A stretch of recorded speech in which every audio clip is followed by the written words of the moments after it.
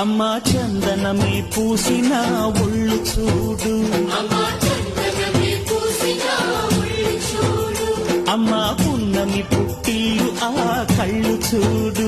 అమ్మా ముక్కోటి మెరుపులా మోము చూడు, అమ్మమ్మ ముగ్గురమ్మల మూల పుటమ్మ